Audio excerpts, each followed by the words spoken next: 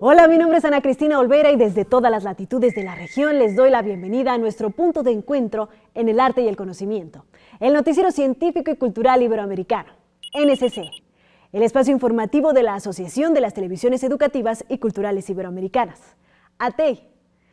¿Qué se descubrió recientemente del murciélago más grande de Europa? ¿Dónde ordenó la justicia cerrar pozos petroleros abandonados?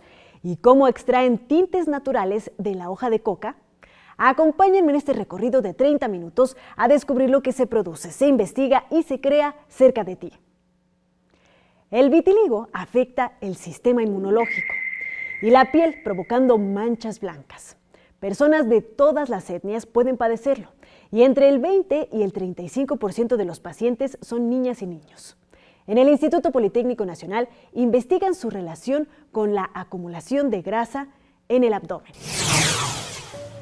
Científicos de la Institución de Educación Superior de México, Instituto Politécnico Nacional, IPN, lograron identificar que la acumulación de grasa en la zona abdominal podría ser un factor relacionado con la presencia de vitiligo, una enfermedad autoinmune caracterizada por la despigmentación de la piel. El estudio desarrollado por el IPN en colaboración con el Centro Dermatológico Dr. Ladislao de la Pascua busca frenar la progresión de la enfermedad a partir de un enfoque integral que combina estrategias de nutrición, salud emocional y terapias basadas en células madre. Para el profesor de posgrado en el área de Ciencias de la Salud de la Escuela Superior de Medicina del IPN, Ismael Vázquez Moctezuma, la alteración del metabolismo generada por el exceso de grasa abdominal que produce una inflamación imperceptible y crónica llamada metainflamación puede desencadenar vitiligo.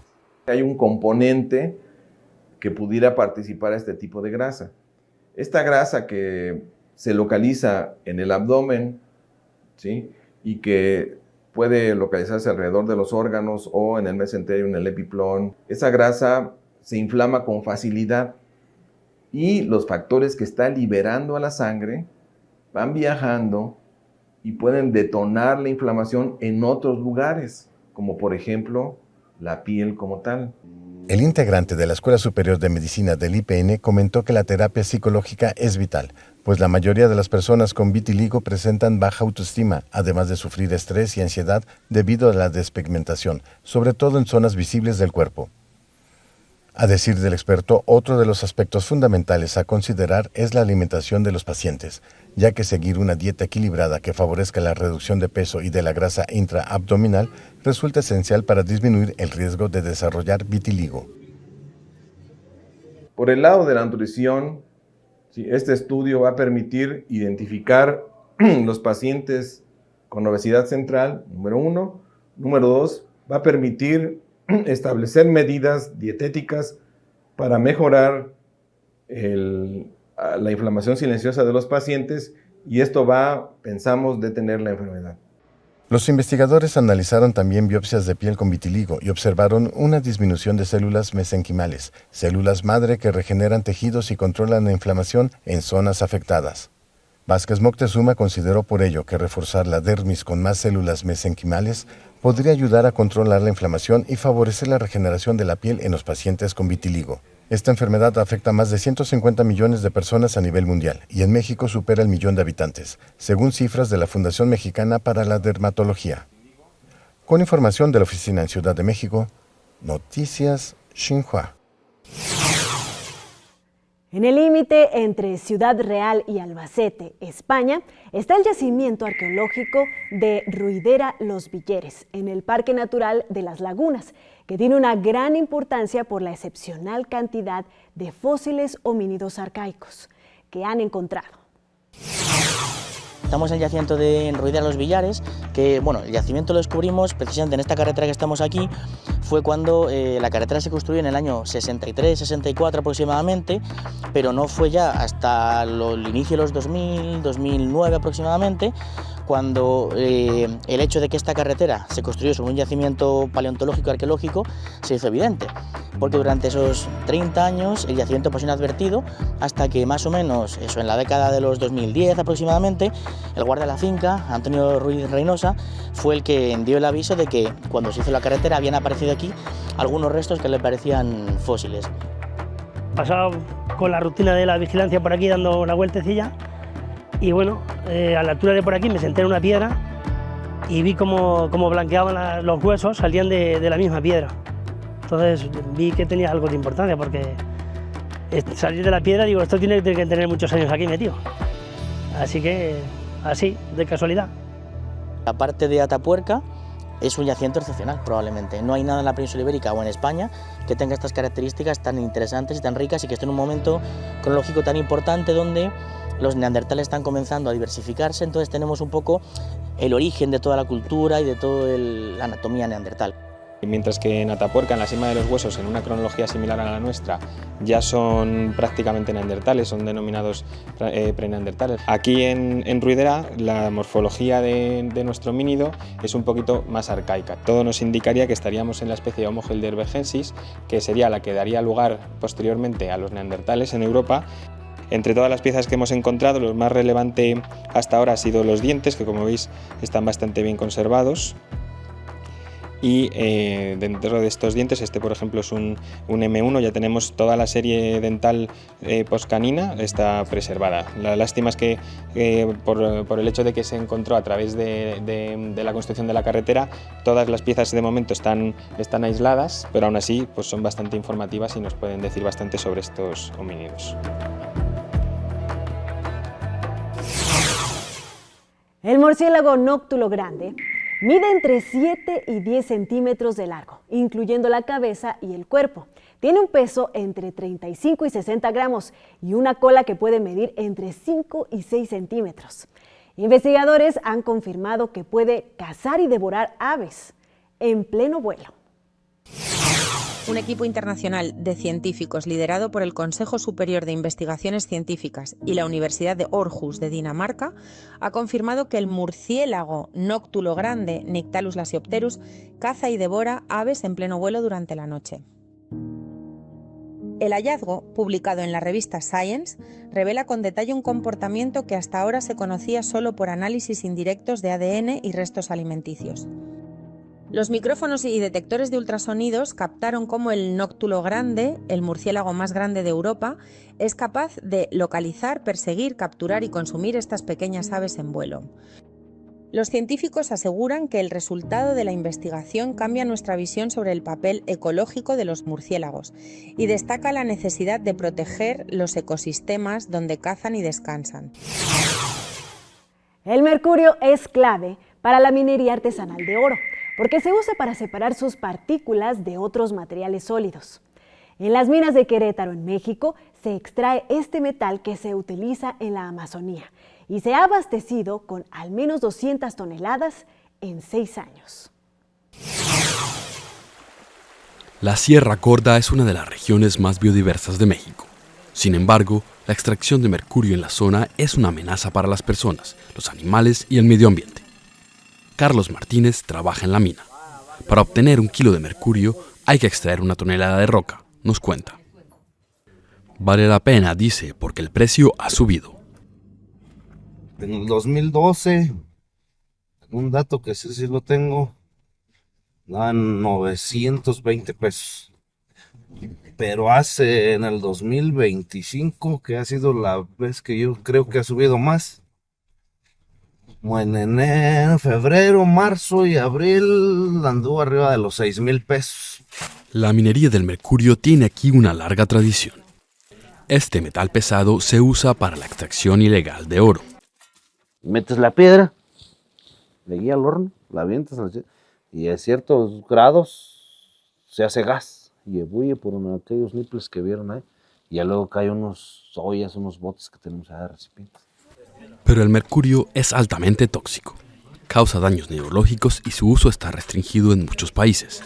Sin embargo, su gran demanda conlleva también un auge de la minería en el centro del país, que da de comer a miles de mineros y sus familias. Estos efectos que son secundarios tienen un origen. Si hay una mayor demanda, por supuesto hay un mayor uso y por supuesto hay un mayor incremento en su precio.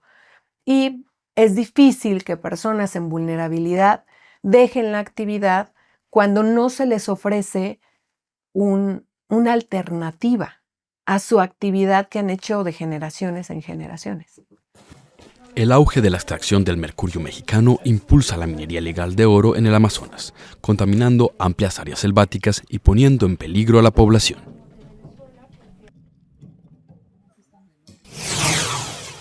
La Organización Mundial de la Salud clasifica al mercurio entre las 10 sustancias más preocupantes para la salud pública. Puede ser tóxico para los sistemas nervioso, digestivo e inmunitario, y para los pulmones, riñones, piel y ojos. En una zona de Perú hay niveles más altos de los recomendados. En este lugar de Perú se practica la minería ilegal de oro. En pruebas en peces se encontraron niveles de mercurio por encima de los límites de la OMS y test de cabello de residentes locales también mostraron altas concentraciones. El mercurio se utiliza para separar el oro en la minería a pequeña escala. Ahora crecen las advertencias de que la situación podría empeorar. Mientras el precio del oro siga creciendo y está disparado, porque los bancos centrales de las naciones prefieren comprar oro a comprar dólares, mientras esto siga sucediendo y China también siga invirtiendo en oro, es muy difícil que un gobierno nacional pueda manejar esta situación. Informes de Suiza e investigaciones en materia de sostenibilidad medioambiental y social afirman que el oro contaminado con mercurio en lugares como el Amazonas suele blanquearse en refinerías para luego incorporarse en joyería, productos electrónicos o reservas nacionales. Voces críticas llaman a los países que compran oro a imponer un seguimiento para impedir que el oro ilegal se legalice tan fácil. El mapa energético en Argentina enfrenta la problemática de pozos petroleros abandonados que no generan rentabilidad, pero sí un riesgo ambiental creciente. Sin embargo, el costo de cerrarlos varía entre $20,000 y $200,000. Una abogada logró que la justicia ordenara cerrarlos en el Parque Nacional Calilegua. El Parque Nacional Calilegua es refugio de la mayor biodiversidad de Argentina y hogar de la mitad de sus aves y mamíferos en peligro de extinción. Pero aquí hay también 12 pozos petroleros activos y otros 22 inactivos mal cerrados. Uno de ellos colapsó y contaminó el entorno.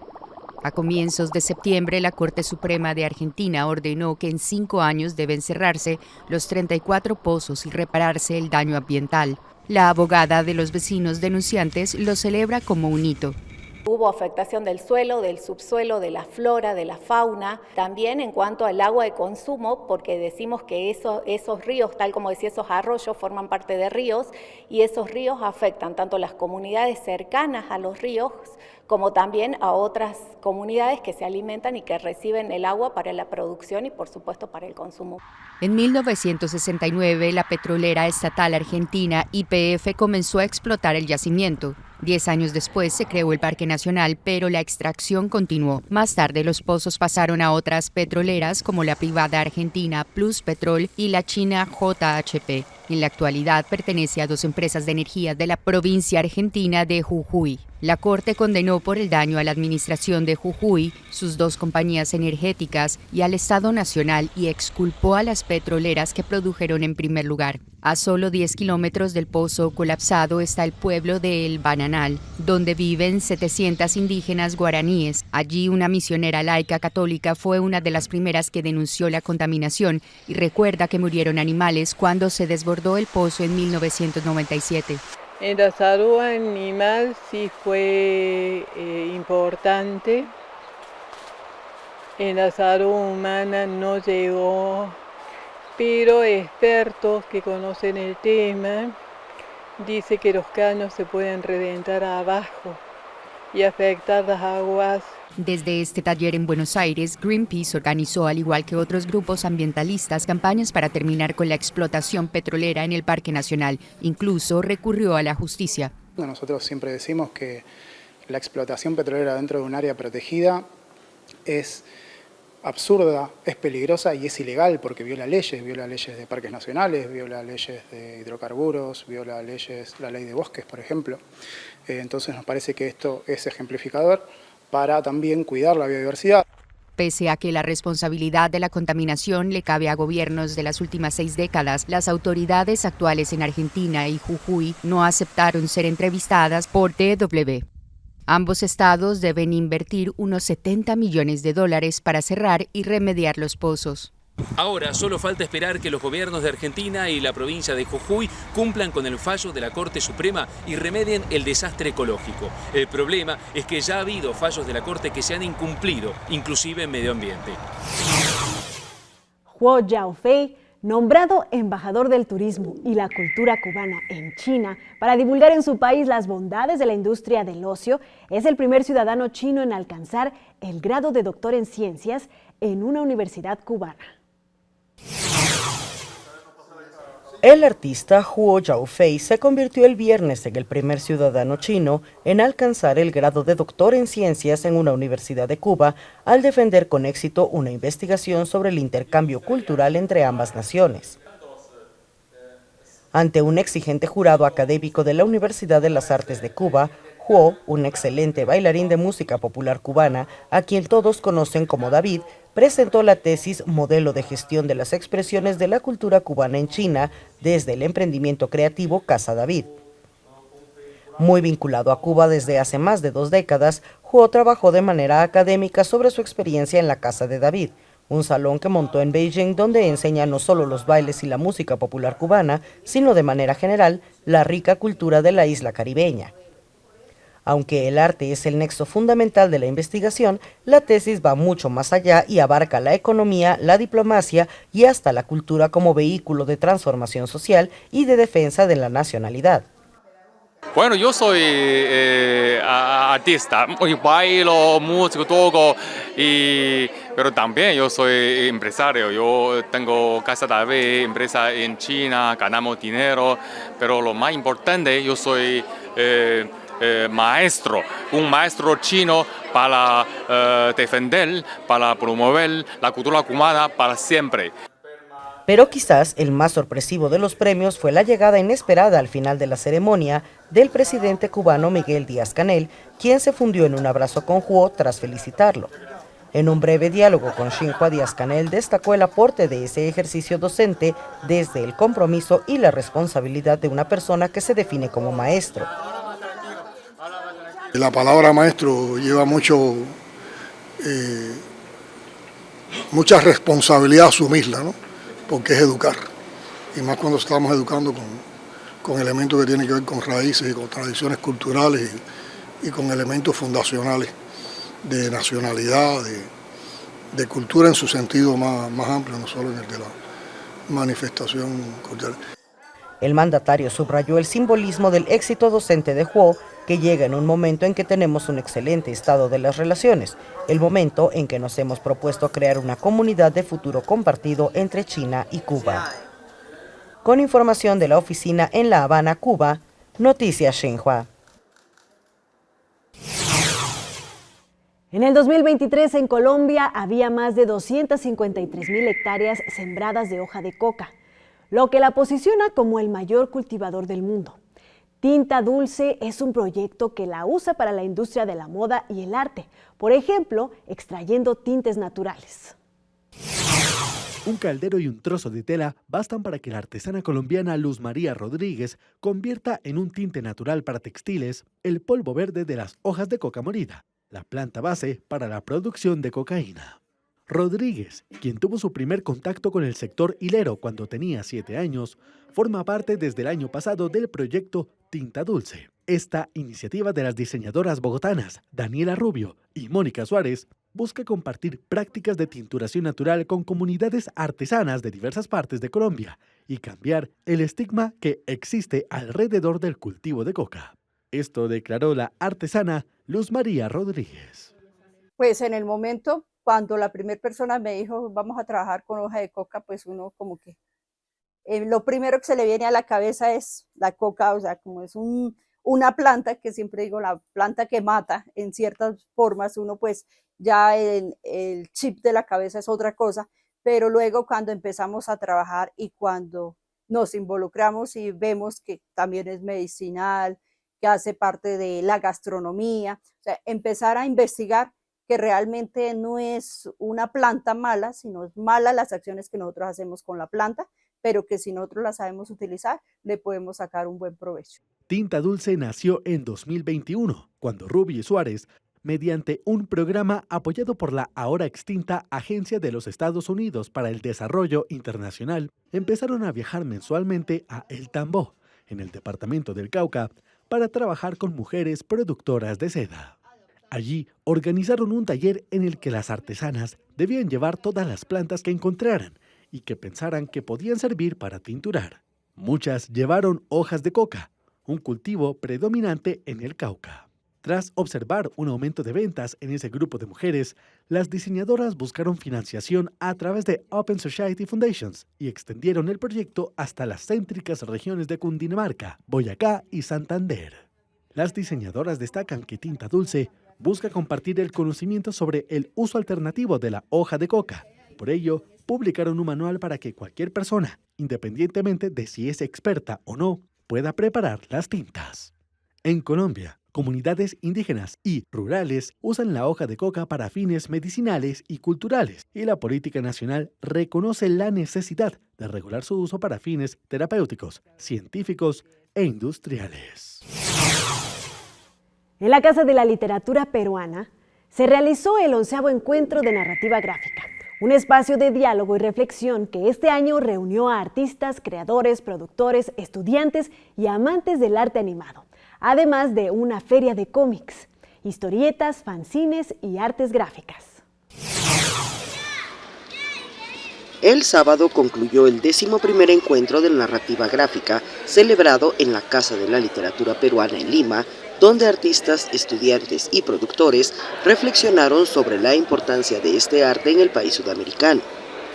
Ronnie Puchuri, coordinador del encuentro y del área educativa de la Casa de la Literatura, explicó a Xinhua que esta edición estuvo dedicada a la animación en Perú y a ofrecer nuevos elementos a las nuevas generaciones de directores y productores que hoy innovan en este campo. Para nosotros es muy importante sobre todo brindar estos espacios para que las personas puedan también, no solo conocer lo que sucede en la narrativa gráfica, sino también en que puedan saber dónde poder desarrollar redes junto con sus compañeros.